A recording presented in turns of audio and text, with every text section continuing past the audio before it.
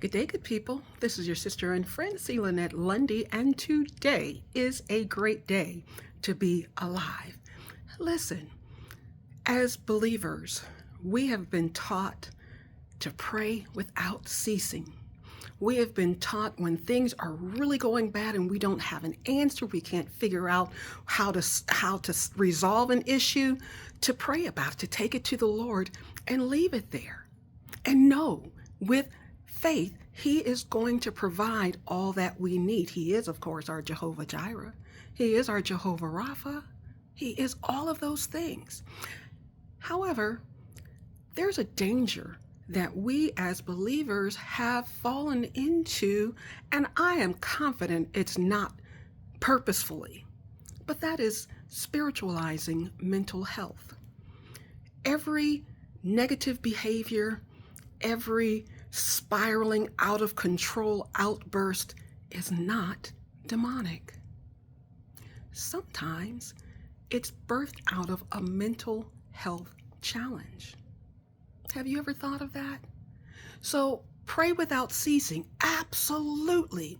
But coupled with that prayer support, we must also offer support in helping people to get to the help that they need. To properly diagnose, that is a big thing in the Black community. Undiagnosed disorders. We have to do it. And because our prayer life is such that it brings answers, it helps us to align with the mind of Christ. Well, Christ wants us to be well, body, soul, and spirit. So let's pray for people, yes. When we see things are out of whack and out of order, absolutely pray. But when you get up off your knees, then go and talk to them and ask them, hey, is there anything I can do? Can I help you with anything? Or better yet, let's begin to recognize some of the signs of mental disorders so that we can govern ourselves accordingly, particularly among leadership. Youth leaders, I admonish you to begin to look at our kids in the youth ministry through a new lens. Look at them through the lens of understanding that they are under tremendous stress, tremendous weight. Yeah, at 5, at 7, at 10, at 15, our kids are under a tremendous amount of stress. And some of the resolutions and solutions that adults have and know how to put into place to resolve that stress and minimize that stress, our kids don't have a clue.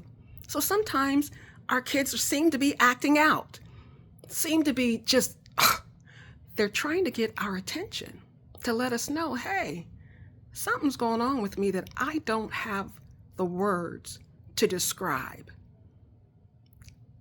But it's bothering me, or it's hurting me, or I'm overwhelmed.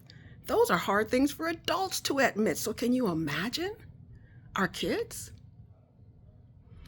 Suicide is one of the number one killers of our children right here in 2024.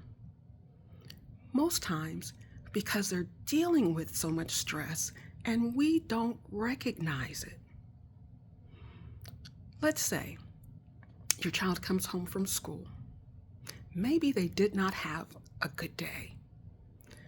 As soon as they walk in the door, that is not the time to give them the total, running down the list of why they need to get themselves together and do the right thing in school and don't be embarrassing me and you know better and all of that.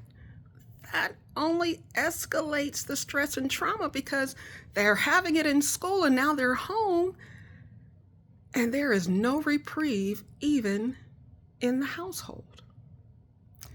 So let's think about how we can see each other differently. Because, friend, let me tell you, we are all going through tremendous things that some we can't talk about, some we wouldn't have words to talk about even if we wanted to.